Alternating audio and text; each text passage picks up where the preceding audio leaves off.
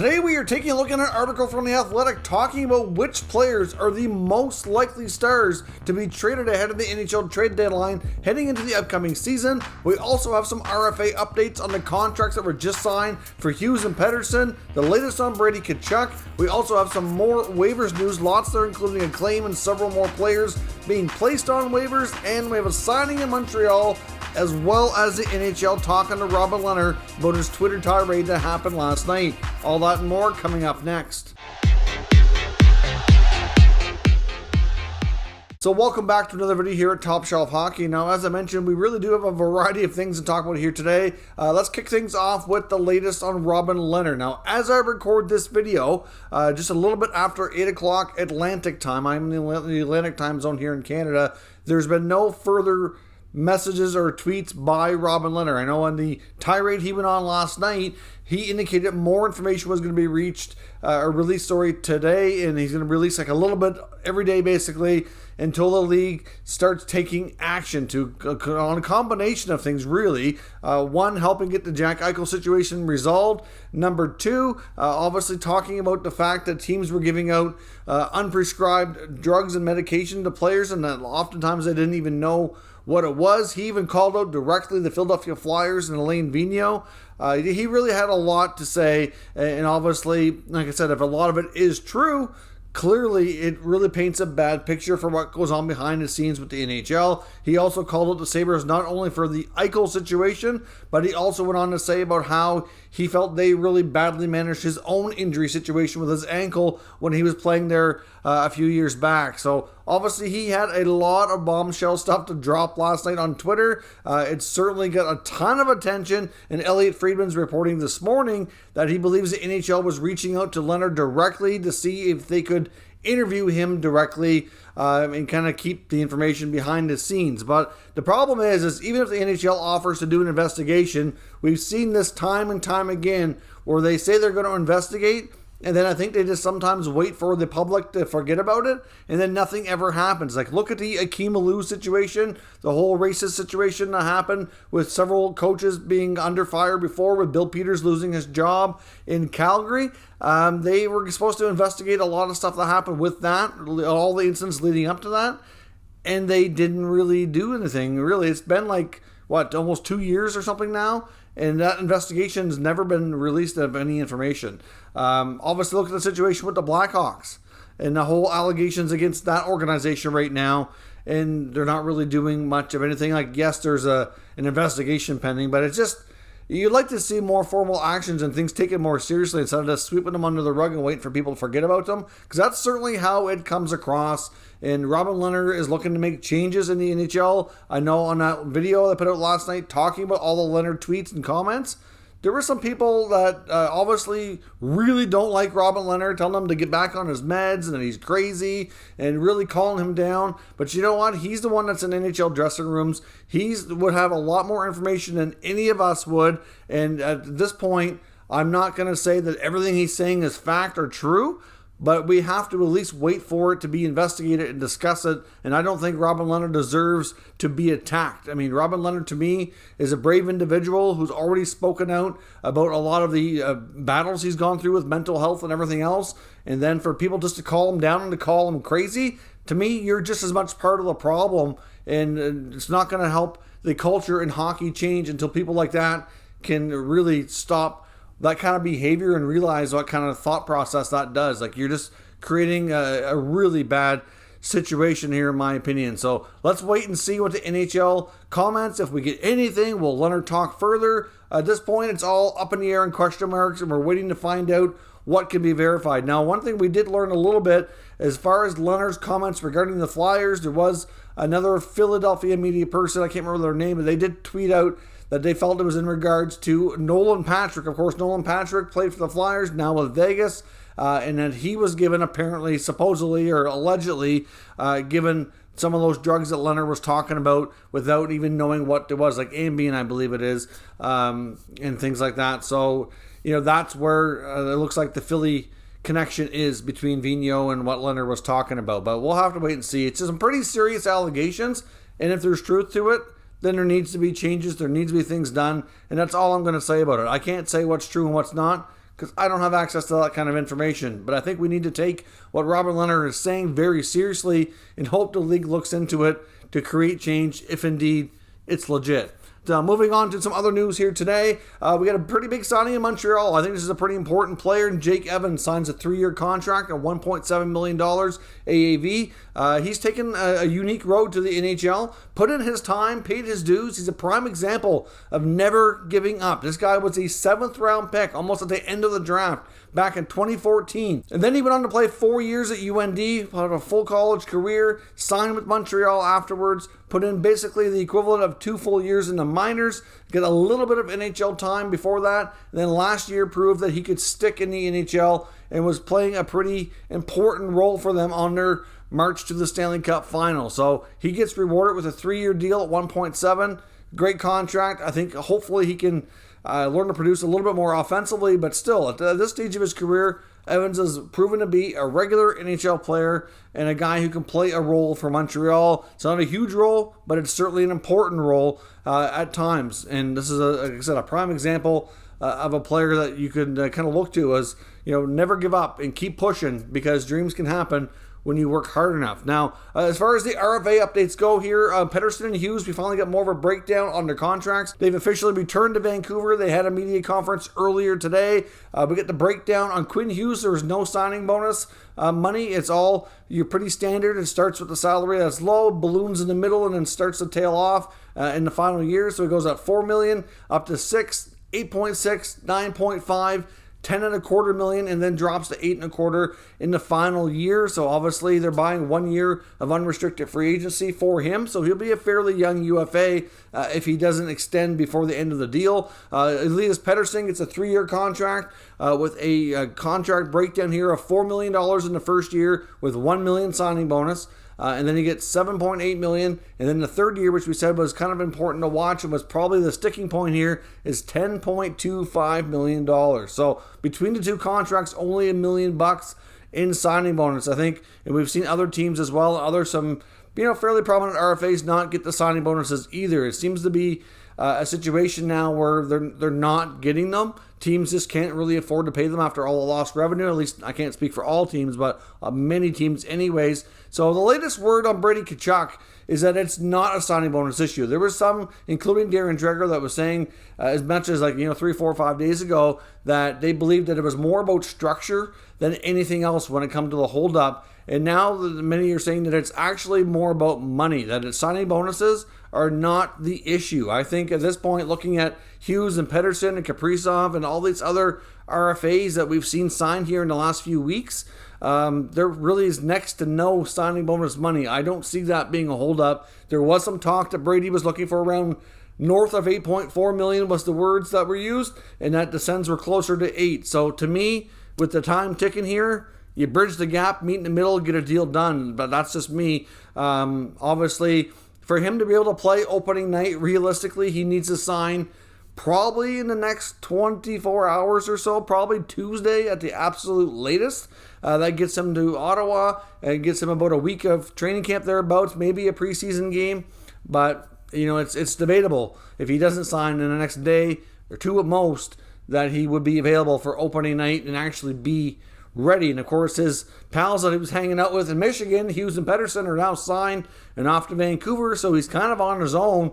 So training might become a little more challenging in that sense. So we'll see what happens. Hopefully they can get that figured out either, like I said, Monday or Tuesday at the latest, so we can kind of put that in the past and move on. Now, a couple of key injuries here as well, which is going to keep some players out for, it's hard to say how long. In the case of the Penguins, probably looking at a week to 2 weeks. It just kind of depends here. But Jake Guentzel has been diagnosed with COVID. So he's obviously going into COVID protocols. Likely he's going to miss opening night now. So you throw in Crosby and Malkin that are not going to be there either. You take another 40 goal scoring stick out of your lineup. That's a big loss. He may not be out too long. It really boils down to how everything goes. He might be able to, if he doesn't really get symptoms, he could test negative later. I'm not sure all the exact testing protocols he's going to have to go through, but still, it may not be too bad. Hopefully, for his sake, it is not. And I do believe Guentzel is vaccinated, because there's been no word about him being an unvaccinated player. So theoretically, he should have some protection and in that sense anyways. Edmonton Oilers, though, their forward Josh Archibald was one of the unvaccinated players that we've been talking about as the Oilers wondering and trying to decide what to do with him, given all the limitations he's going to face as an unvaccinated player. Well, they announced today that he's actually going to be going on long-term injury reserve, and it's difficult to say when he's going to be able to play. Now, Archibald's a unique situation. Apparently, it sounds like he had COVID over the summer, but didn't know it. He would have been one of those asymptomatic carriers because he's gone through some tests because as he come out of his quarantine, they were saying that he wasn't feeling well the last little while, so they've been doing some tests trying to figure out what's wrong. They end up doing a COVID antibody test and discovered he has antibodies in his system. So that would indicate that he had the virus before, didn't even know it, which can happen to many people. However, he's developed a myocarditis as a result of the virus, because that has been seen and documented. So they assume where he's developed this, that it's likely from the COVID that he had before. Now, we've also seen some cases of people developing this, especially in that early adult male range, like that 18 to 24 range, of possibly having a side effect from the vaccine. There's been a few cases of that, but this is a case of him having it directly from the virus. He's not vaccinated, and we heard of that as well. So it's not just a vaccine issue for some of these young males. It appears to be a real issue with the virus itself. And where it's inflammation around the heart type of condition, it's really difficult to say exactly how long he's going to be out. I mean, it could be a few weeks, it could be months. It's just really hard to say. I mean, we've heard of other cases of people having that COVID related and not taking too long to be moving past it, but it's hard to say. So he's likely is going to qualify for long-term injury reserve, which will obviously give the Oilers a little bit more cap flexibility while he's recovering, and they can decide what to do from there. Now, we also have some more waivers news. We had another claim today, which is kind of an odd one in a sense, looking at all the players that were available. But the Devils claimed defenseman Mason Gertzen, who was on waivers from the New York Rangers. He's a 26-year-old minor leaguer. He's played in the minors for the last 4 or 5 years after playing some college hockey. He signed a 2-year, two-way contract. Basically been playing with the Hartford Wolfpack, their AHL affiliate, the last few years. Now needs waivers, obviously, to go down. And the Devils put on a claim. I mean, they could have grabbed a guy like Kale Clegg out of LA, and they grabbed this guy instead. So obviously they see him probably as an option to get to their minor league team. But at this point, they have to keep him on the NHL roster before they can put him through waivers again. So it's interesting here to see why they chose him of all players, but that is what's taking place here. And of course, we have a new list of players on waivers today. I'll put it on the screen here. I'll just go through some of the names that are a little bit more commonly known, because obviously some of these guys are some minor league players that are not super names that everybody's aware of. But you get some players with the Ducks like Brendan Gooley and Brogan Rafferty on waivers. Boston has placed Zach Senyshyn on waivers. The Hurricanes have Jalen Chatfield on waivers, and the Flames have Matthew Phillips. And you'll see the other names there on the screen here as well. So we'll see if any of those players get claimed tomorrow afternoon. Like I said before, you're likely going to see a lot more of this type of activity in the coming days as teams continue to trim down their rosters and make cuts to send players to their AHL affiliates and to join the training camp roster down there. Now, before we jump into the rest of the content, we do need to pause for a moment and acknowledge our channel sponsor, Manscaped. Top Shelf Hockey is proud to be sponsored by Manscaped. And guess what? Hockey fans are buzzing because hockey is back. Want to know what else is buzzing? The Lawnmower 4.0 from our friends at Manscaped, who are the global leaders in male grooming, trusted by over 2 million men worldwide. I highly recommend the Performance Package 4.0, which includes their new state-of-the-art Lawnmower 4.0, as well as some other great features. The lawnmower itself has a 7,000 RPM motor, a new multifunction switch that can engage as a travel lock, gives you the ability to turn on an LED spotlight as well for a more precise shave. Also, as I've mentioned on numerous occasions before, Manscaped is about much more than just a trimmer. They have everything, all aspects covered in male grooming, including some great formulations like their brand new ultra premium body wash to keep you smelling great all day long. It's certainly a big hit here. I absolutely love it. They also have other exfoliators and gels to keep all aspects of your grooming needs covered. I highly recommend you check out manscaped.com. Use promo code TSH for 20% off and free shipping. That's 20% off and free shipping at manscaped.com using promo code TSH. Now, as I mentioned as well, I want to take a look at an article from The Athletic by writer Eric Duhanchik, taking a look at who he feels are some of the top names that are likely going to be your players we see traded once the season gets underway, all the way up to the NHL trade deadline. Who are the most commonly known players that are mostly in their last year of their contracts, that are, I guess, a little bit more likely to be traded rather than re-signed? I mean, if you look around the NHL, there's some pretty big names and prominent names on some, top teams that are pending UFAs. They're less likely to be dealt because those teams are, one, likely going to the playoffs, so the teams are not going to want to subtract from their rosters. Secondly, they're more likely to be re-signed. So you're looking at guys like Barkov and Bergeron, guys like that are not really expected to be traded, right? And then you have other players that we're going to talk about that really are more likely to be dealt, assuming these teams that they're on are not heading to the playoffs, which, most of these cases, the players we're going to talk about here are most likely in that scenario. But of course, you never know. He lists Tomas Hertl as one of the most likely players. Obviously, Hertl is a player we've talked about here before. We've also talked about the fact that the Sharks do seem interested in possibly re-signing him. But at the same time, you got to understand, like I said before, that GMs are going to talk about players and try to build up their value in case there is a trade. But there will certainly be a market for Hertl. Teams are always looking for more center depth heading into the playoffs. There's a few teams that come to mind that might need somebody to play like a number 2 center role. And if things are not working out with what they have, they'll be going to a team like the Sharks, barring a contract extension, to see what the price is going to cost to get him out of San Jose. So to me, he is one of the prime candidates to be moved. Also lists Rickard Rakell. Rakell's another player that's going to have a lot of options, I think. He plays all 3 forward positions, which is great in the final year of his deal. Doesn't make a ton of money. Former 30-goal scorer. Hopefully he can get back to his ways and scoring like he had before. Obviously, with some of this young talent, the Ducks are trying to work into their lineup. But Rakell's certainly another name to watch here going into the year. They also list Phil Kessel, another top scoring winger in Arizona, who's got quite a history with multiple Stanley Cups to his name. They did try to trade him in the offseason, as we've talked about before, but of course Kessel just didn't really have much of a market out there, and some of that could just very well be due to his reputation, is what we're kind of led to believe from NHL insiders. So we'll see. It's going to take the right situation to get Kessel moved, but I think the Coyotes would be more than likely to want to do that. We know that Phil Kessel has made it known to Arizona that he wants out and he wants a trade, so they'll be looking to do that as soon as they're able to, of course. And of course, they also talk about, when it comes to other forwards, Filip Forsberg. Now, as I've talked about back, I think it was about last week sometime, Forsberg is a big name in Nashville to watch. Now, he's still going to be a fairly young UFA. The guy can still play. The guy can be a good goal scorer, can be a top 6 winger for a lot of teams. And Nashville, to me, is a team that I'm expecting to be near the bottom of the standings,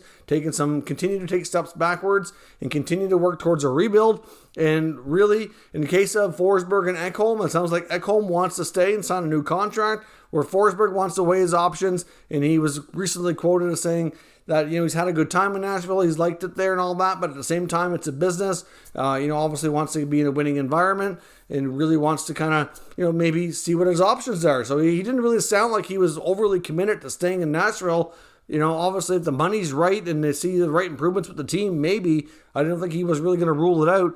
But Forsberg would be a name that, certainly we'll watch closely down the stretch. Like Forsberg and Rakell were actually 2 players we looked closely at heading into last deadline as well, that were getting some attention. But obviously, having 2 years left on their contract, with the remaining year and then 1 more year, the prices were higher, and it just never worked out for teams to make a trade. Another name to watch, too, is Mark Giordano with the new Seattle Kraken. Clearly, he might stay there, and I'm not sure Giordano's really going to want to be on the move again after having that long-term stability with the Calgary Flames for so long, but he is a top veteran player who would love to chase a Stanley Cup. Now, if the Kraken are heading towards the playoffs, that ain't going to happen. We know that right now. Seattle is not going to trade arguably one of their top defensemen, potentially their first captain in franchise history, if they're heading towards the playoffs, just because he doesn't have a contract. I'm not sure how quickly they'll look to extend him. They're probably going to want to see how things go for at least a half a year before they start thinking about those conversations. But if we get to the second half of the year and the Kraken are not living up to like what we saw from Vegas, and it's not looking good for a playoff run, then Giordano would be a type of player to fetch a pretty good return. And at his age, he's not going to be a part of the franchise for too long. So it only makes sense to get a good return if you're able to while things are still having good value that way. Other defensemen to look out for as well, as quoted in this article, will be either Josh Manson or Hampus Lindholm in Anaheim. I don't think they'd trade both of them, but to me, moving on from one of them certainly makes sense. Obviously, they have some young defensemen like Jamie Drysdale is going to move up in that lineup, and they have some other prospect D to kind of work their way in over the next couple of years too. They already have Cam Fowler. They do need to have some vets to teach the young guys and create some stability there, but I'm not sure they need Fowler, Lindholm, and Manson if they're going to be a bottom-dwelling team for the next few years, trying to work their way out of a rebuild. So one of those guys being moved, I know Manson's been a guy that's been rumored for some time. It might make sense for them to do that. Or in the case of Lindholm, like I know for the Lindholm, the Islanders just immediately come to mind as being a perfect fit where he could be like that new Nick Leddy. We'll see how Chara works out. But obviously, can Chara log enough minutes and be as productive for those minutes that they're going to want? It's really difficult to say. If the Islanders can figure out a way to add another left defenseman before the deadline, I would imagine that and a goal scorer will be high on Lou's list. And we know the Islanders theoretically should be a strong team. So they would be one of the teams to look out for to probably try to add at least one of the players that we're talking about here today. So those are the players, according to The Athletic, that they feel in this article are the most likely trade candidates to see. I do agree that I can see a scenario unfolding where any or all of these players are traded. So, of course, I'd love to know what your thoughts are. Heading into the NHL season, getting underway here in just over a week's time, who do you think are the most likely candidates that we should be watching closely that are going to be your big names moved before the deadline this year? Let me know your thoughts down in the comments and we'll discuss further. If you're new to this channel, make sure you subscribe and stick around. We'll keep you up to date with all the latest news, rumors, and analysis on all 32 NHL teams. Thank you for watching, and I'll catch you next time.